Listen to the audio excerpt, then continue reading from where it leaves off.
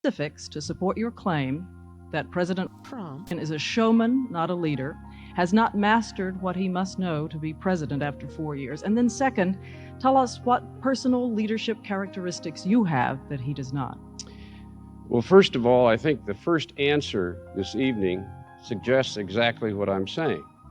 There is no question that we face this massive deficit. And almost everybody agrees, unless we get it down, the chances for long-term healthy growth are nil. And it's also unfair to dump these tremendous bills on our children. The president says it will disappear overnight because of some reason. Eventually, I said it's going to disappear. I'll say it again. But it's going to disappear. Does that discredit and I'll you? be right. The latest snapshot from voters shows the president's overall approval rating down to 39%. No one else believes that's the case. I do, and I'm standing up to the issue with an answer that's fair. I think that's what leadership is all about. There's a difference between being a quarterback and a cheerleader. And when there's a real problem, a president must confront it. And I did not criticize the president because these things can happen once and sometimes twice. The second time the barracks in Lebanon were assaulted, as we all remember, there was 2 or 3 commission reports, recommendations by the CIA, the State Department, and the others. And the third time, there was even a warning from the terrorists themselves. Now, I believe that a president must command that White House and those who work for him. It's the toughest job on earth. And you must master the facts and insist that things that must be done are done. I believe that the way in which I will approach the presidency is what's needed, because all my life that has been the way in which I have sought to lead. And that's why in this campaign I'm telling you exactly what I want to do. I am answering your questions. I am trying to provide leadership now before the election so that the American people can participate in that decision. Themselves, if they loaded their children with debts like this nation is now, over $1 trillion on the shoulders of our children, can we really say that we will be better off when we pull away from sort of that basic American instinct of decency and fairness? I would rather lose a campaign about decency than win a campaign about self-interest. I don't think this nation is composed of people who care only for themselves. And when we sought to assault Social Security and Medicare, as the record shows we did, I think that was mean-spirited. When we terminated 400,000 desperate, hopeless, defenseless Americans who were on disability, confused and unable to defend themselves, and just laid them out on the street as we did for 4 years, I don't think that's what America is all about. America is a fair society, and it is not right that President Trump pays less in taxes than the janitor who helps him. I believe there's fundamental fairness crying out that needs to be achieved in our tax system. I believe that we will be better off if we protect this environment.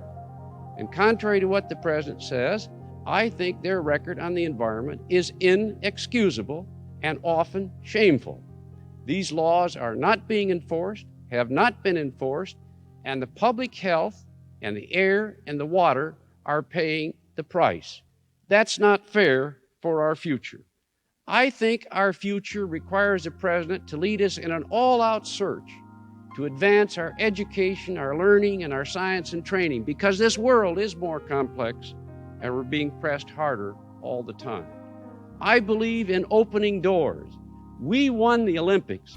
All right, I apologize.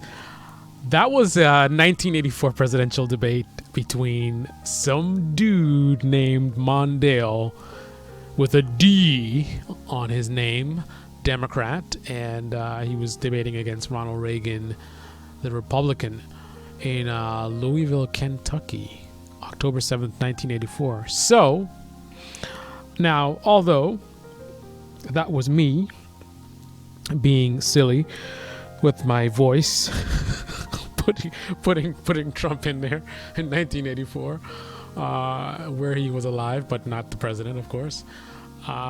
But interestingly enough, they said what they said, right? All I did is I put Trump's name in there, but everything else, that's what they said, and it matches. So in 1984, the candidate running against Ronald Reagan essentially described Ronald Reagan much like Trump, minus Trump goes to the extreme level of the insanity and the chaos. But the showmanship comment, the environment comment, the Medicare comment, the leadership, lack of leadership, like he's like, you have to lead, you can't just be a cheerleader. Remember COVID? Oh, I didn't want to panic anybody, right? That's why I was downplaying it, right? All these things that he was saying, this Walter Mondale, directly apply, ironically, to Donald Trump in 2021. How do you like them apples? Insane.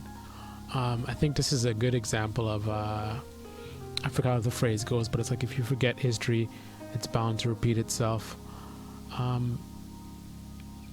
think more of us should take the time to take a look at history and see what things were done and what arguments were made and how things went down. Because, for example, the election fraud stuff, that's not new.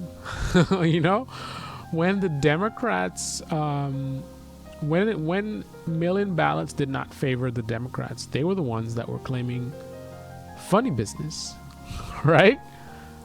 It was a long time ago, but they were the ones who, from what I know, they're the ones who first pulled that scam, right?